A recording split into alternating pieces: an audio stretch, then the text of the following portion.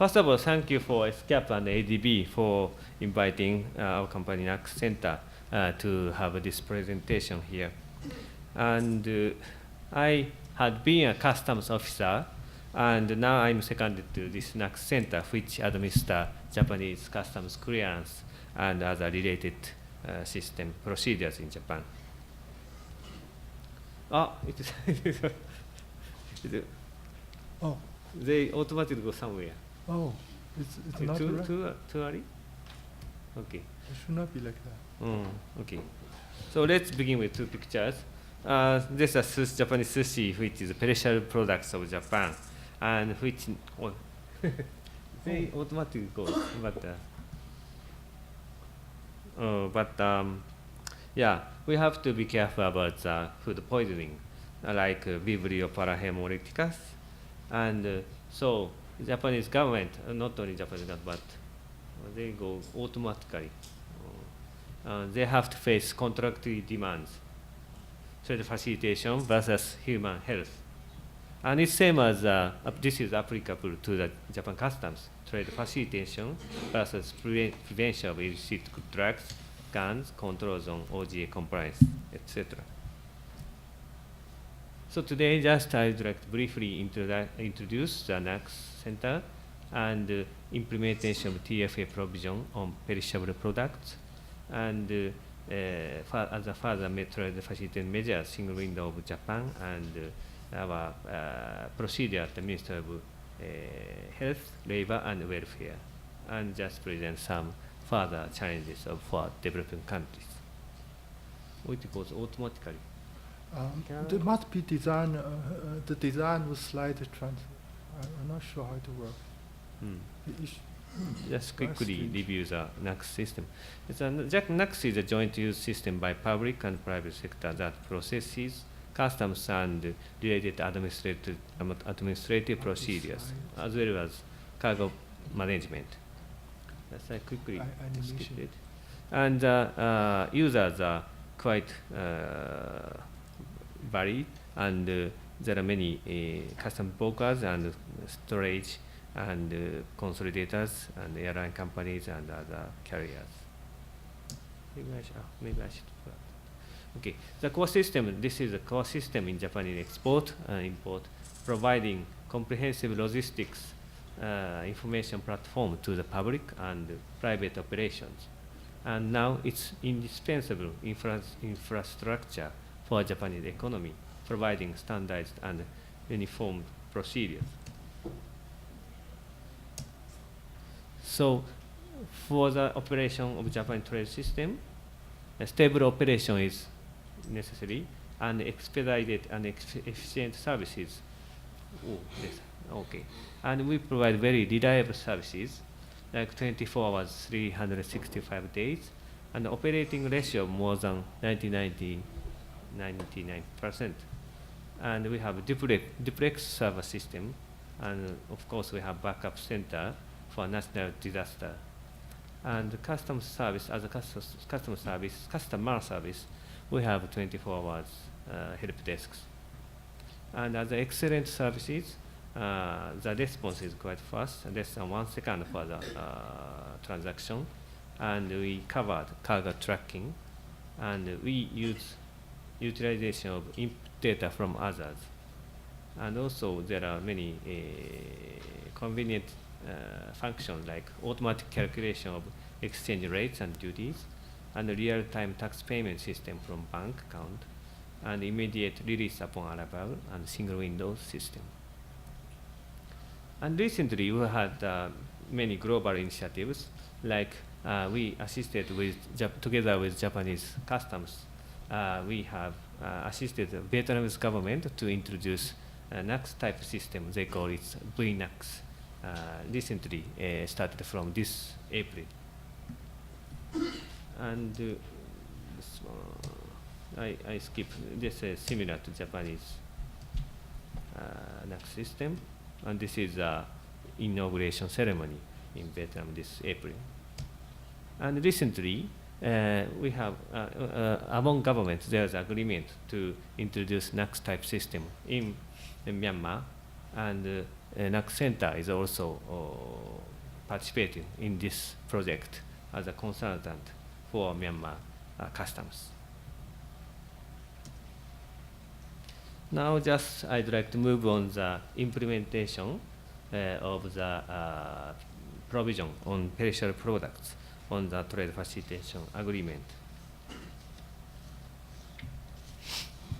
The first, the 7.9.1 is a release within the shortest possible time. This is, priority is given to customs clearance of perishable products in documentary and physical examination. It's related, it's written in Japanese official notice. And for the next 1.b provide for the release outside the business hours. In general, that customs clearance is available outside the business hours. In fact, recently, Japan Customs make this fee for free, to my surprise. And for the 9.2, priority in scheduling any examination. This priority is given to the examination of live animals and perishable goods. This is also provided in the Japanese official notice. Oh, sorry, this is the first same.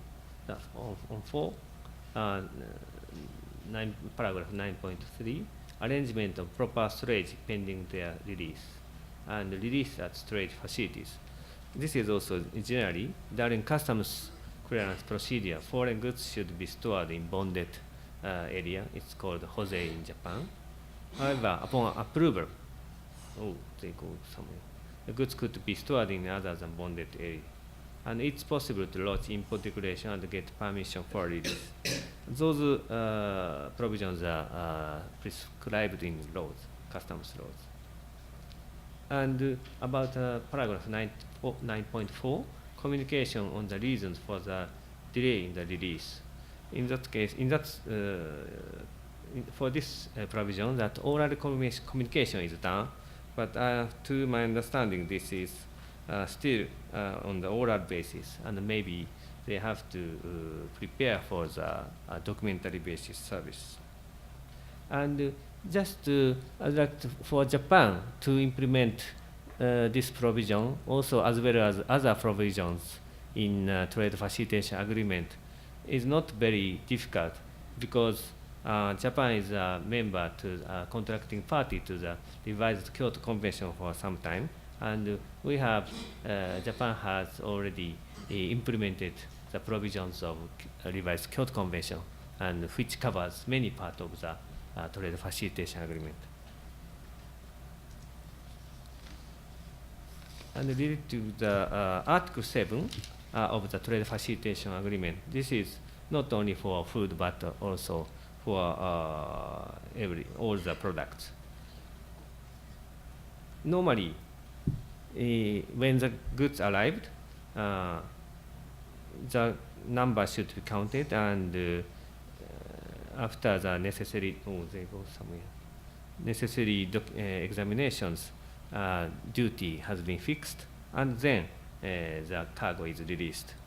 But in the case of air cargo and including perishable products, you can not only air cargo but sea cargo also. In this slide that I show the example of the air cargo, and you can on the first you can lodge the pre-arrival lodgement on the number 1, and then second, application for approval of declaration before carrying, and then if it is approved, the system check with other data like cargo information, including number and volumes at number 4. And if there's a discrepancy, you have to, our custom brokers have to correct to the declaration. But if there's no discrepancy, that the declaration will be automatically permitted. So this is a kind of immediate release upon arrival, which is correspond to the Article 7 of Trade Facilitation Agreement. And just I'd like to introduce Japan's single window. Maybe this subject to the previous discussion. And there was a program around the 90s that is necessary to submit similar but different documents for various government agencies. And users had to manage many multiple IDs and passwords. But there's a political impetus, political leadership, and cabinet decision to enhance paperless environment regarding import-export and port procedures was done in July 2001. And there's an international logistic reform plan was submitted by then Minister Shoka, Minister of Finance initiative. It was in August 2001. And then coordination mechanism across agencies has been established, and the liaison council for import-export and port procedures related to ministries and agencies. This is conducted from between September 2001 to July 2003. And at first, the formulation of a Japanese single window system like this from year 2003 to 2008. So import and export can submit information of port procedures, but in fact, shipping company cannot, could not submit information on customs clearance information from that from the above green line. So it was not perfectly single window at the first generation. So next, at the next phase, 2008 to 2010, it was integrated in a common portal as a common portal. So shipping company and importers can submit all information through this common portal administered by NACCS Center.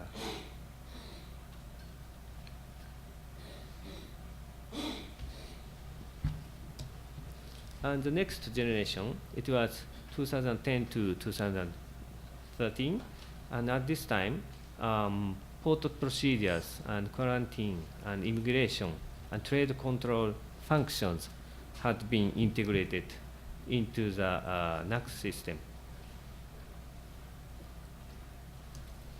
And the final formulation is done in last year, October 2013. So finally, all the related other agencies' system has been integrated to NACCS. So it's really that at this moment, it's become more than single window. It's like I just calling beyond the single window now. And by this, of course, it's less development cost by avoiding the duplication of hardware and software, and also less system maintenance cost by integrating hardware. And there's a quicker response by the integration.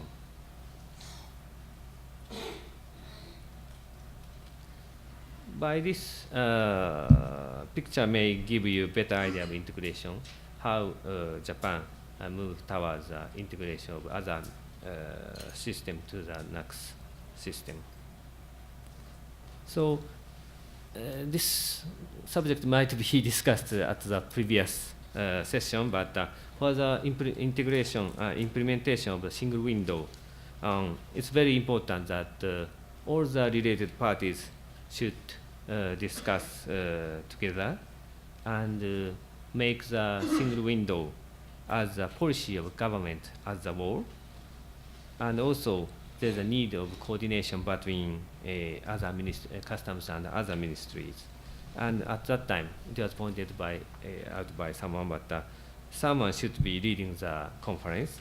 In the case of Japan, it was Ministry of Finance. And for example, when we established a common portal, that 90% of the budget had been provided by Ministry of Finance. And also, this point is very important. You have to ask the users. In the case of Japan, we had hearing from the Japan Trade Association and other users. And this is very important that to make a system user-friendly. And now NACCS system is heading for the next upgrade. Then I'd like to present Japan food procedure, because it's not negligible that to the issue of quarantine procedures. Sorry, I'm not very expert on this matter, but I asked my staff on this food procedures. And same as import declaration, that number of notifications on food products are increasing dramatically. So for the all the food import declaration, import notification to the Ministry of Health, Labor and Welfare is necessary. And this also the document. And contents of notification is name, address of importer, name of the food, quantity, weight, package, name of additives, raw materials for prepared foods process, and others. And for meat products, there's obligation to submit a certification by exporting government to prove that there's no disease designated by this ministry. So there are 4 types of inspection at the border. There's from the possible danger from, if it is high, if the dangerousness is high, then there will be import ban. But if not so, it's an inspection order. You have to clear this inspection before the clearance. But if not so, there are 2 categories of inspection by the Ministry of Health. It's inspection instruction and monitoring inspection. This is a kind of trade facilitation measures that you can import first and inspect later.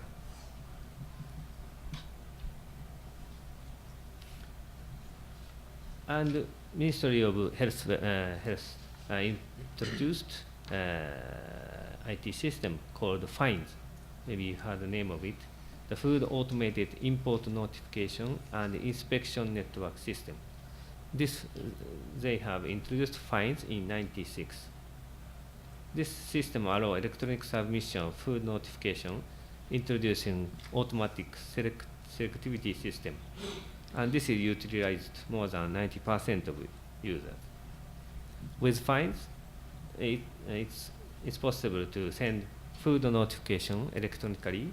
Food quarantine office carries out the examination, and officer can register the result of the inspection, and the inspection management center registers the results of the trusted inspection.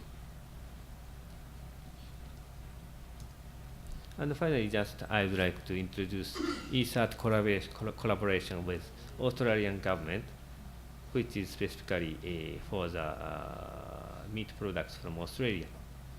So as you see in this diagram, that Australia submits the information of quarantine certificates through their system to NACCS. And the NACCS will submit the information when it's received to the quarantine office, the number 3. And they will do the pre-examination. While they're doing that, and when the custom broker make import declaration, import notification to customs, to NACCS, then this system, if the pre-examination is okay, then instantly this procedure with the Ministry of Health will finish. And this is done by, mainly done by between Australian quarantine office and the Japan quarantine office. And this system is done by NACCS. And Japanese Ministry of Health would like to enhance this initiative. So if there is something that if you can request to Japanese government. And also, Japanese Agriculture Ministry would like to enhance this type of initiative when they want to export the agricultural product to other countries. Okay, so finally, this is a further challenge for developed countries. And of course, this is not only for the perishable products, but I think it's very important for the trade facilitation solution for all countries. First of all, these 3 points are many obligatory items in the trade facilitation agreement. To me, when I hear the Japanese companies, it's still it is still challenges the publication laws and regulations provided in Article 1, and also advanced ruling on classification and rules of origins. Those are quite important that so that traders can know which HS code it is applied, and also which country they can apply. And about the pre-arrival process, this is I have already explained. And the following is not mandatory, but it's quite recommendable because it's very important for the trade facilitation. First is time release study.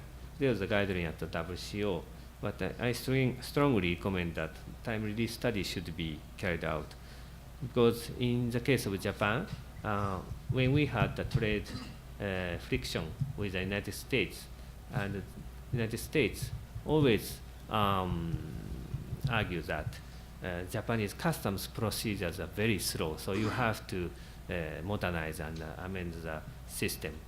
But in fact, when we carried out the examination, we found that it's not custom procedure, but also other procedures, including other process in the other ministries. So also, this is very good at looking at the programs in your country. And authorized operators and like AEO system in the WCO. And single window is, yeah, I have excellent this one. So thank you, Chairman. This is my presentation.